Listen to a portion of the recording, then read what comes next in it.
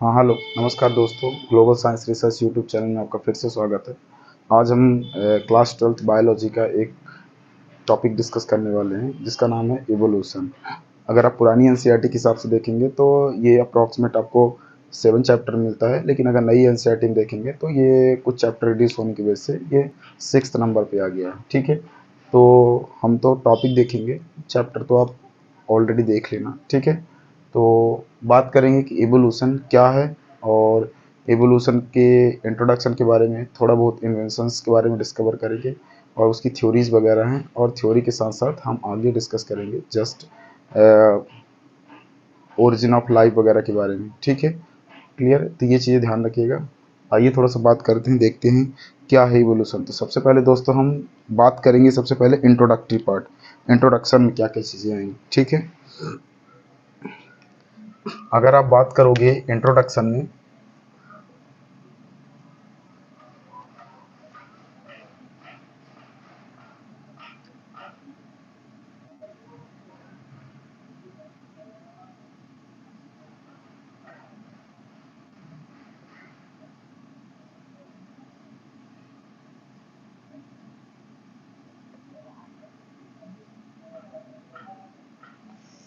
Introduction में कुछ कुछ बेसिक बेसिक चीज़ें हम थोड़ा थोड़ा देख लेते हैं। ठीक है, जैसे अगर आप बात करोगे, सबसे पहले इवोल्यूशन की स्टडी कहाँ करते हैं। ठीक है, तो इवोल्यूशन की स्टडी हम कहाँ करते हैं? To study evolution, to study evolution, to study evolution in evolutionary biology. कहाँ करते हैं? इवोल्यूशनरी बायोलॉजी के अंदर करते हैं। ठीक है, इवोल्यूशनरी बायोलॉजी के अंदर करते हैं। तो ये चीज़ें आपको क्या करनी है, ध्यान रखनी है। फिर इसके बाद हम दूसरा डेटा देखने की कोशिश करेंगे दोस्तों कि इवोल्यूशन में कुछ फॉसिल्स वगैरह की स्टडी करते हैं, तो वो कहाँ करते हैं वो थोड़ा देख लेते हैं। To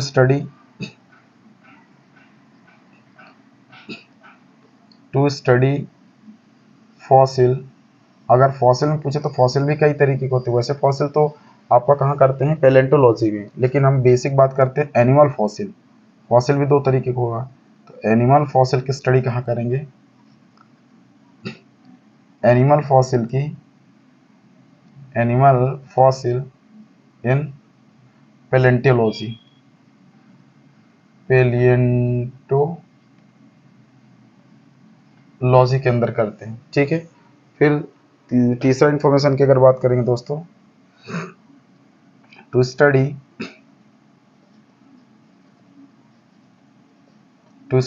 plant fossil. ठीक है, किसकी बात करेंगे हम? प्लांट फॉसिल की। प्लांट फॉसिल की कहाँ स्टडी करेंगे दोस्तों? प्लांट फॉसिल इन, चूंकि प्लांट की स्टडी बॉटनी के अंदर करते हैं तो हम क्या कर देंगे, पेलियो बॉटनी। ठीक है, कहाँ करेंगे? पेलियो बॉटनी के अंदर।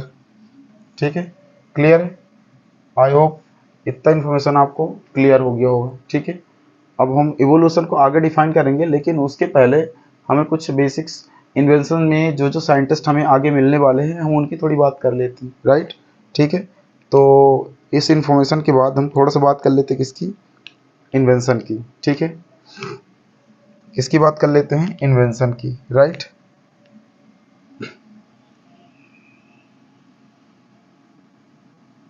हम बात कर लेते हैं थोड़ा सा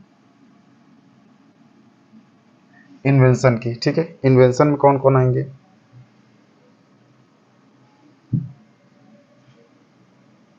अगर हम बात करेंगे इन्वेंशन में,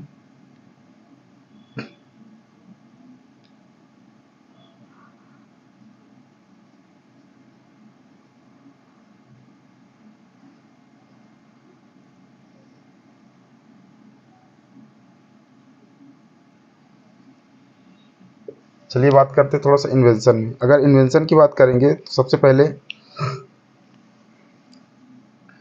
पहले फादर ऑफ इवोल्यूशन किसे बोला जाता है? Father of father of evolution. Father of evolution किसे बोला जाता है? फादर ऑफ इवोल्यूशन में नाम आता है दोस्तों, आपको पता होगा, चार्ल्स डार्विन का नाम आता है, क्योंकि चार्ल्स डार्विन ने बहुत ज़्यादा काम किया था, ठीक है ना, बहुत ज़्यादा डीप में काम किया था और सबसे पहले मोस्टली स्टार्ट किया था। तो किनका नाम आता है? Charles Darwin.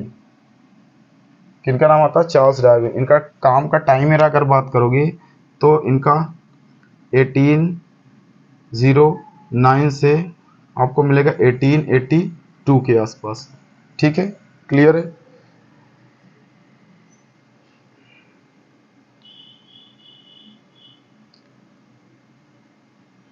इसके बाद अगर बात करेंगे नेक्स्ट दूसरी इंफॉर्मेशन आपको पूछा जाएगा क्या? अच्छा, इनके अंदर अगर आप बात करोगे तो इन्होंने कुछ थ्योरियाँ वगैरह दी थी, वो भी हम बता देते हैं, हालांकि आगे आपको मिलेगा नो डाउट, ठीक है, लेकिन हम थोड़ा सा इसमें आपको बता देते हैं कि इसके अंदर फादर ऑफ इवोल्यूशन के अंदर इनको बोला तो गया, लेकिन इनके कुछ काम वगैरह भी। सर्वाइवल फिटेस्ट थ्योरी इन्होंने दी थी। क्या क्या? सबसे पहले इसके अंदर survival of the fittest theory इन्होंने दी थी। Survival fittest theory given by, ठीक है, इन्होंने ही दी थी।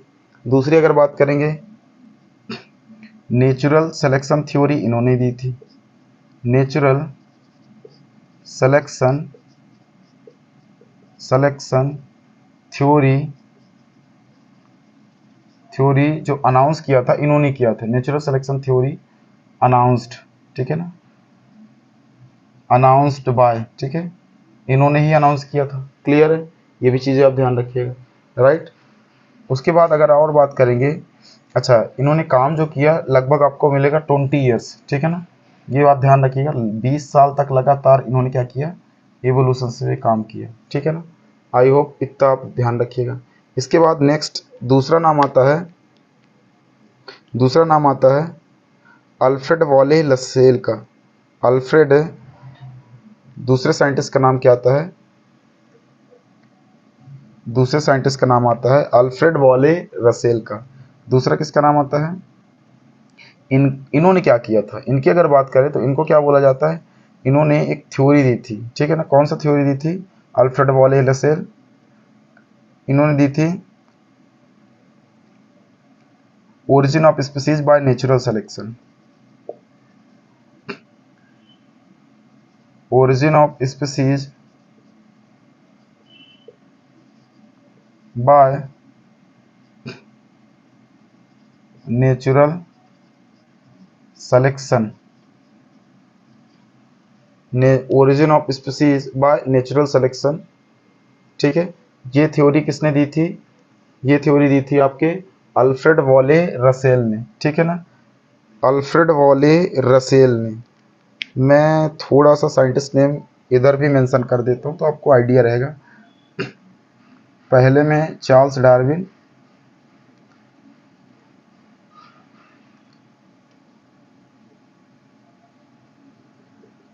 डार्विन, दूसरे अगर इधर बात करेंगे तो अल्फ्रेड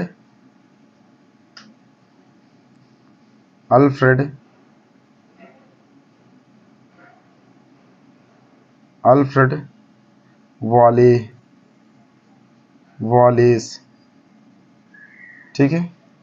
दूसरे में अगर बात करेंगे तो किनका नाम आएगा? Alfred Wallace, right. अब अगर बात करेंगे आगे थोड़ा सा दोस्तों, आगे की बात करेंगे तो इसमें एक साइंटिस्ट और आते हैं जिन्होंने क्या दी थी? Mutation theory. तो तीसरे साइंटिस्ट का नाम आता है इसमें, इंपॉर्टेंट है, किनका नाम आता है? ह्यूगो डी व्रीज का नाम आपने सुना होगा, Hugo de Vries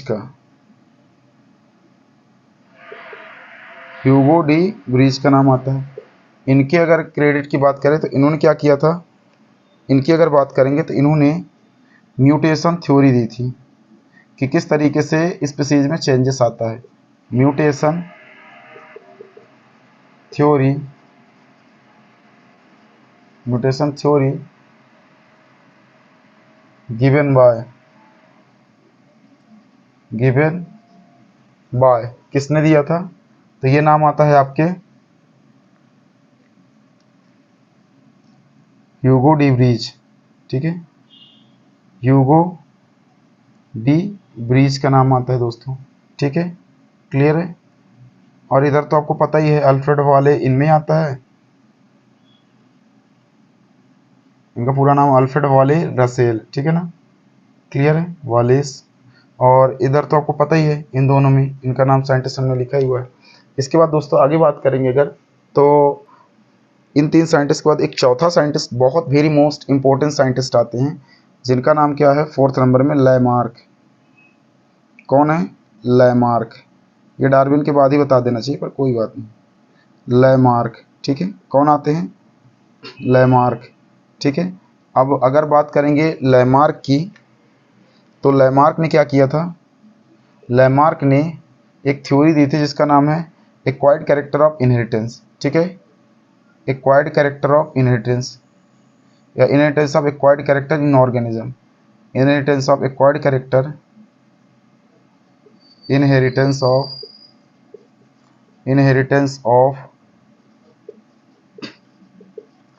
acquired character in organism, ये थ्योरी दी थी। और ये थ्योरी गिवन बाय किसने दिया था? गिवन बाय, उन्हीं का नाम आता है ना, लैमार्क का।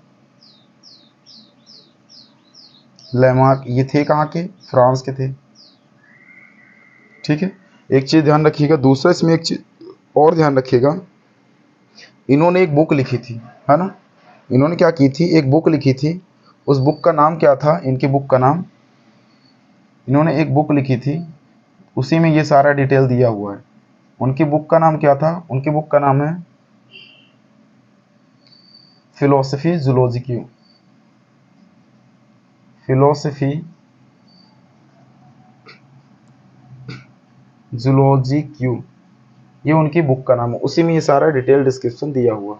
आई होप इतना आपको क्लियर हो गया होगा। ठीक है, अब इसमें दोस्तों हम बात करते हैं, इनमें थ्योरियाँ दी गई हैं। क्या दी गई हैं? थ्योरी। ठीक है ना, ये तो आपको इन्वेंशन से रिलेटेड डेटा, लेकिन उसके पहले थोड़ा सा डेफिनेशन जान लेते हैं इवोल्यूशन क्या है, और इसके बाद फिर हम कुछ थ्योरीज हैं उनकी बात करेंगे।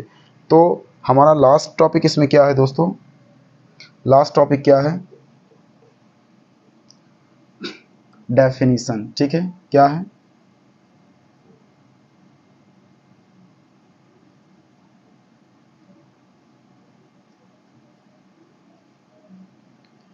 डेफिनीशन। इवोल्यूशन को डिफाइन करने की कोशिश करते हैं। ठीक है, इवोल्यूशन को डिफाइन करने की कोशिश करते हैं। आपको पता है कि इवोल्यूशन की स्टडी इवोल्यूशनरी बायोलॉजी के अंदर करते हैं। तो इवोल्यूशन है क्या? इवोल्यूशन, इसे ब्रांच भी आप समझ सकते हैं। ठीक है, क्या समझ सकते हैं? ब्रांच भी समझ सकते हैं। तो evolution is a branch of biology. Evolution is a branch of biology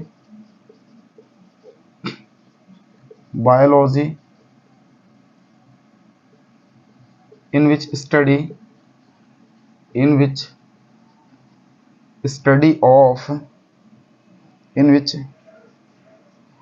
of किसके बारे में? in which study of orderly change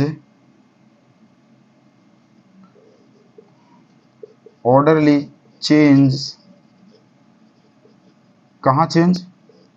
flora and fauna. कहाँ change? Flora and fauna. Flora and fauna मतलब कि प्लांट और एनिमल। फ्लोरा और fauna का मतलब क्या हुआ? Plant and animal. ठीक है, ऑर्डरली चेंज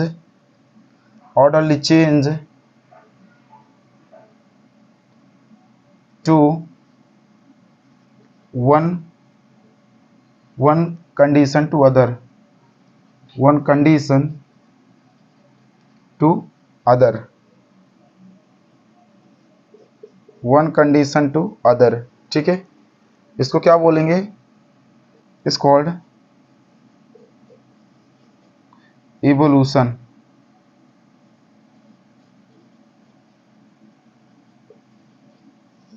ठीक है। क्या बोलेंगे इसको, इवोल्यूशन बोलेंगे।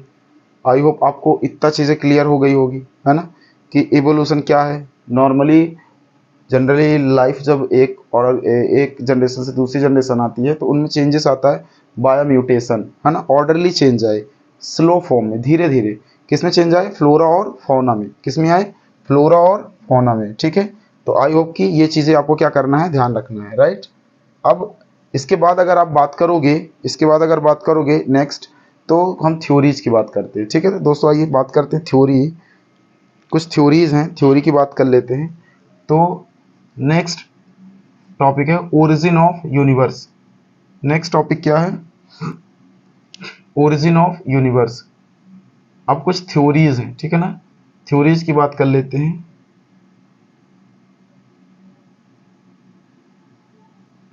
कुछ थ्योरियों की बात कर लेते हैं, थ्योरियाँ। तो थ्योरियाँ अलग अलग चीज़ों से रिलेटेड है, जैसे कुछ तो यूनिवर्स से रिलेटेड है ना, कुछ किससे रिलेटेड है, यूनिवर्स से। तो यूनिवर्स से रिलेटेड कौन सी थ्योरी है, तो अब नेक्स्ट हम देखते हैं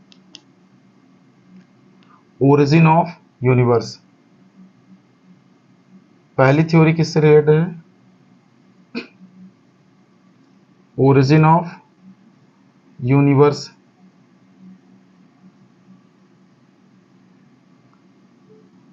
पहली थ्योरी कौन सी है, ओरिजिन ऑफ यूनिवर्स, ठीक है। इसमें जो थ्योरी दी गई है उस थ्योरी का नाम क्या है, बिग बैंग थ्योरी। क्या नाम है उसका, बिग बैंग थ्योरी। उस थ्योरी का नाम क्या है, बिग बैंग थ्योरी, ठीक है। अगर आप उस थ्योरी की बात करेंगे ओरिजिन ऑफ यूनिवर्स में, तो उस थ्योरी का नाम क्या है, उस थ्योरी का नाम है बिग बैंग थ्योरी। थ्योरी का नाम क्या है, big bang theory, big bang theory. ये सबसे फेमस थ्योरी है। दिया किसने था इसको, इसको दिया किसने था, big bang theory.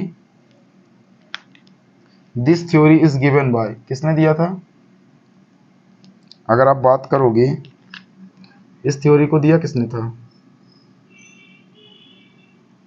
This theory is given by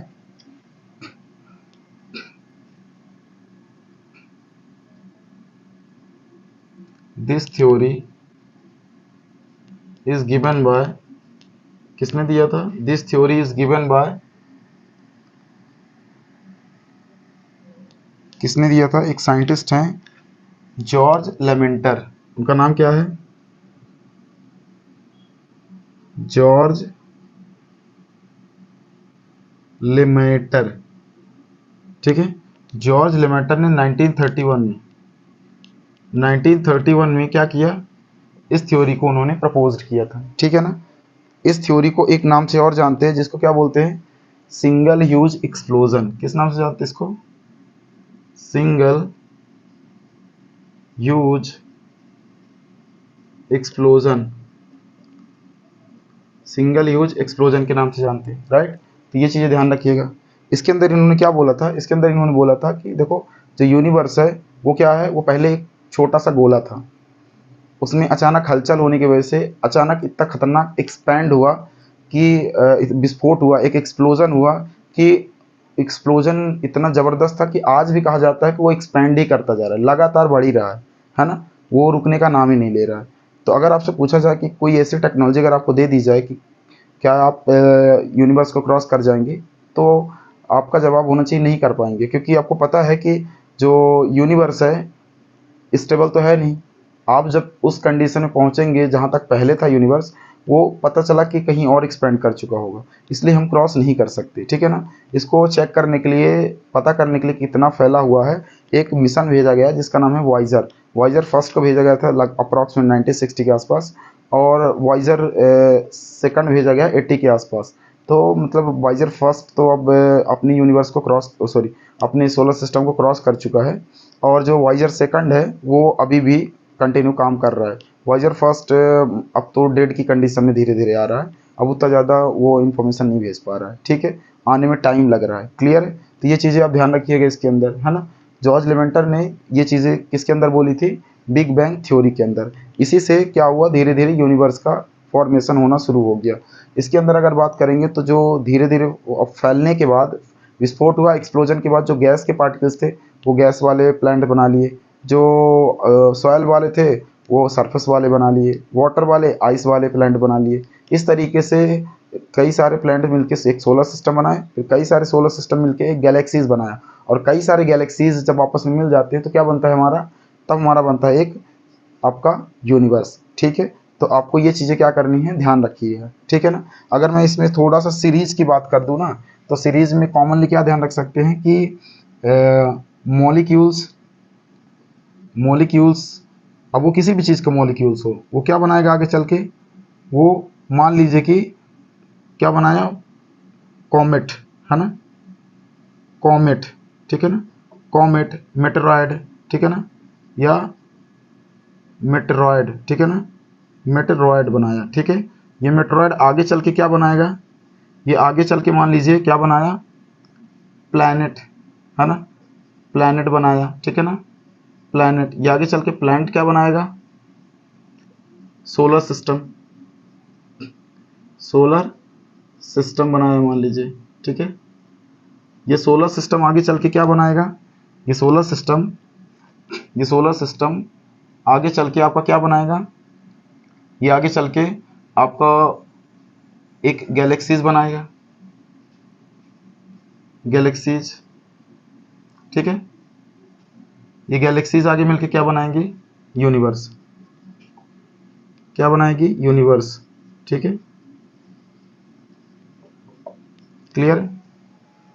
अब हम अगला बात करेंगे नेक्स्ट, इसके बाद जो थ्योरी ऑफ इवोल्यूशन के अंदर, थ्योरी ऑफ इवोल्यूशन के अंदर क्या है आपका? थ्योरी ऑफ इवोल्यूशन के अंदर है आपका लाइफ से रिलेटेड, और आपका कि लाइफ कैसे कैसे आए, उसमें 5-6 थ्योरी हैं, वो हम अगले वीडियो में बात करेंगे। जय हिंद दोस्तों।